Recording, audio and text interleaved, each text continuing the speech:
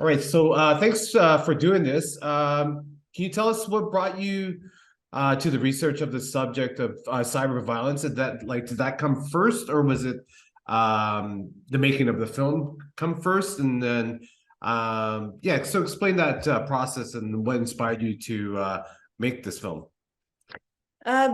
It's really Léa Clermont-Dion. She is a young author. She's a young feminist in Quebec, prominent.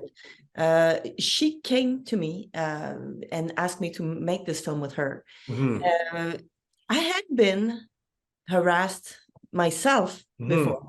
You know, Léa had been harassed because she had published a feminist book, had received a few threats, and I realized this, you know, afterwards that I had made a film about the nuclear industry in 2014, and I had received, you know, comments, messages as well, and a couple of dead animals in my messenger box, you know.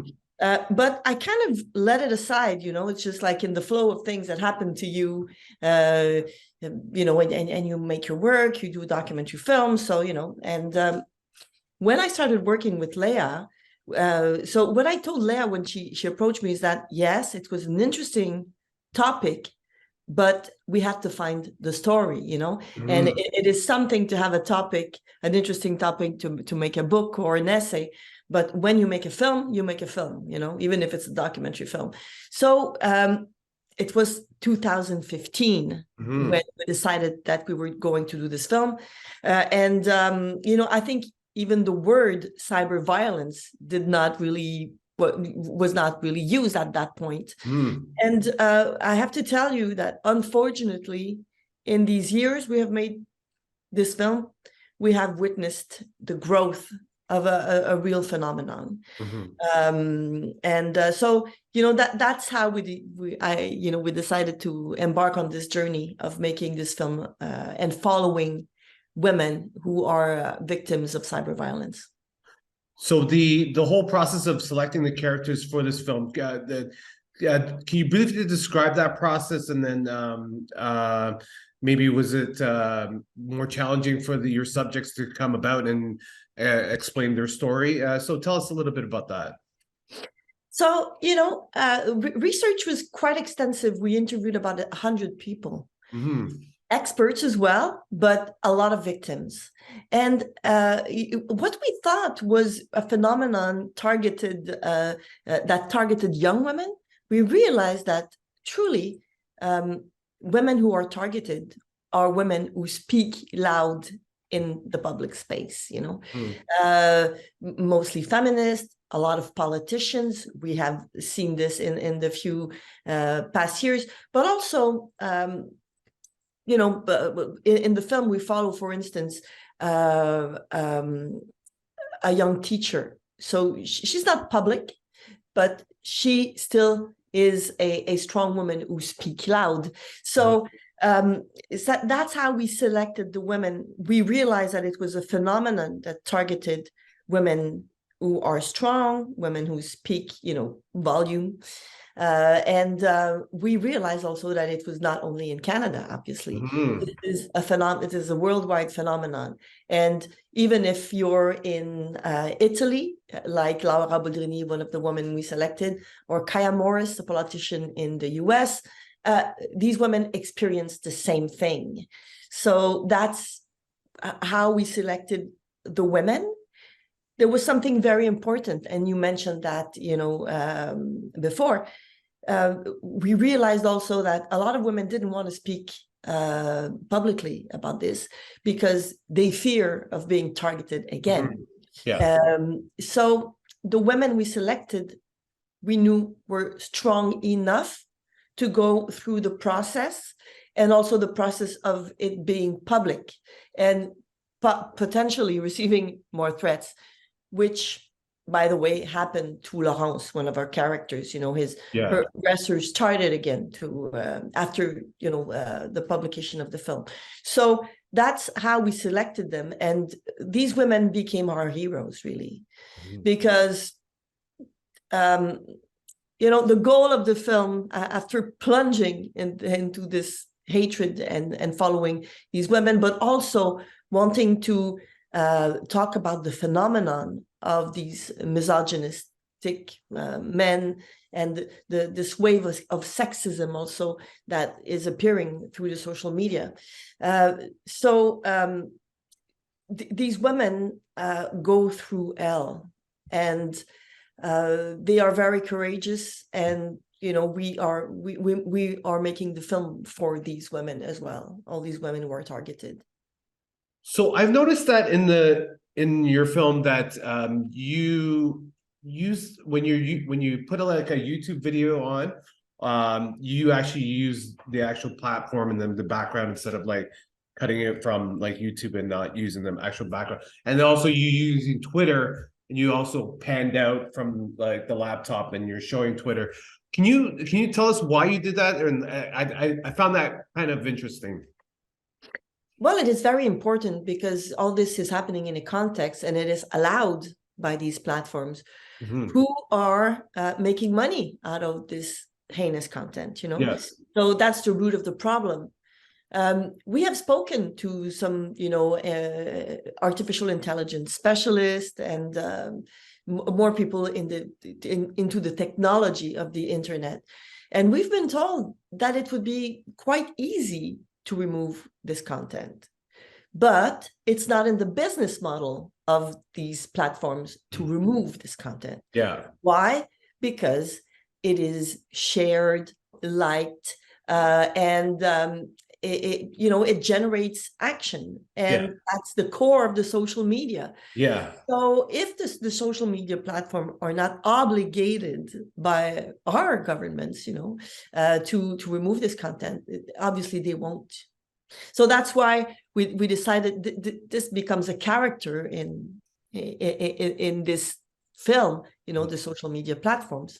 It was very important to talk about that, and also to talk about and to show Andrew Tate or all these right-wing masculinist men who are reaching a lot of public. Andrew Tate, we're talking billions of views of his content.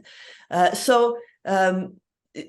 it's growing. It was not, like 7 years ago, it was not the case. These were, Rouge V, for instance, which is kind of a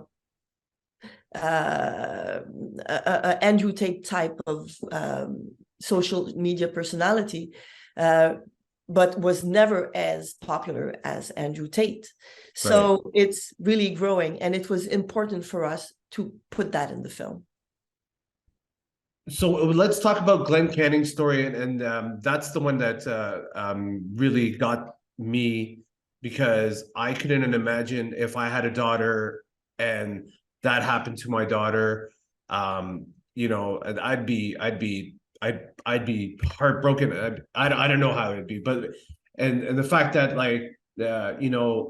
even hatred against women can also affect men, right? And that's what the thing about Andrew Tate, sort of like, he doesn't have children, so he doesn't understand, right? So why was it important to include his story? Of course, it was very important for us to include men in the story, because not all men are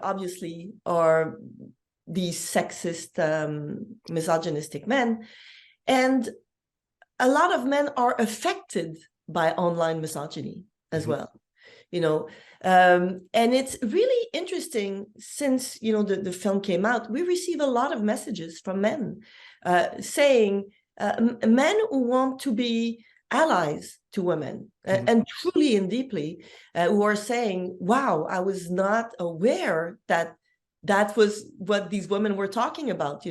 When we read articles about cyber violence, I was not aware that this was what was happening, and I want to do something because this makes no sense. We don't want to live. Most of men don't want to live in this world as well. So that's why it was important for us to put Glenn Canning there. And he's, this man has been destroyed. Yep. by online misogyny. You know, he lost his only daughter, his only child, and he woke up, and that's his word. He told me that when his daughter died, he woke up in a hospital, understanding finally what meant this expression rape culture.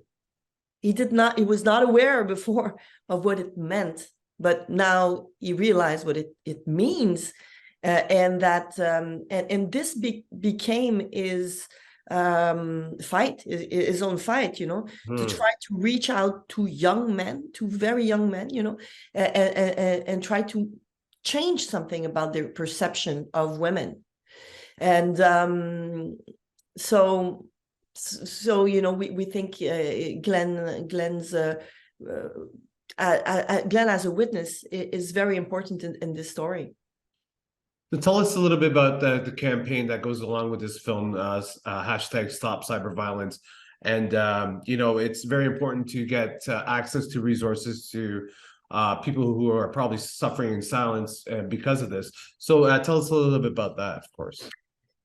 So it was important for Leah Clermont-Dion and I to also launch, and for all this, or, you know, we do documentary films, we do impact documentary film as well at La Ruelle Film. And it was important for us at the beginning to develop tools to try and stop this phenomenon, you know. And since we had this chance of meeting so many experts and to really dig deep into this problem, so to maybe try and come up with solutions. And, you know, first solution is education always. And that's what is being told by Glenn Canning. We have to start with, to bring more civility in our digital lives, because we have to understand, and it becomes obvious now that the digital life we live is not virtual, it's our lives, you know. There's no more so-called virtual or real world, you know. And so there's an education to be you know, transmitted, some ideas. So we have this platform, stopcyberviolence.ca. We are trying to fund it, to translate it in English. But now this will be available for all the schools in Canada, and it's free. And the teachers have contents to share with their students. There's already some activities they can do with the students. So and on this platform, we have put tools also, addresses, you know, places to reach out when you're a victim. You know, in the law, what can be done, how to protect yourself, etc., etc. But we also this campaign also involves a petition that is now online, and we are asking two things. We are asking the police officers to be trained, to receive formal training, because that's the first problem, is that women go to the police and the police tells them, well, we cannot do anything, and they don't retain the complaint, you know. So that's the first problem, and that's why these perpetrators, these aggressors, are never punished, because so I think this would be simple to have this training for the police officer. It doesn't have to be long, but for them to understand, you know, the extent of what and the horror these women live. And second of all, we have to have a law, just like in Germany, in Canada, a law that obligates the social media platform to remove the heinous content. And in Germany, they have this law, and the social media platforms have 24 hours to remove the heinous content.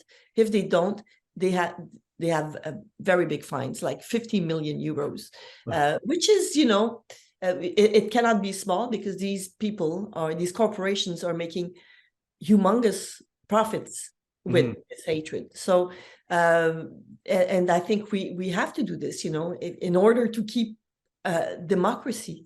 You know, that's that important. Now tell us, what does it feel like to present your film at Hot Docs? It's going to be tomorrow in Toronto, which is at the Hot Docs cinema there, which is like almost like the mecca of documentary film here in Canada. So tell us, how does that feel, and what do you hope your audience to take home with them when they see the film, of course?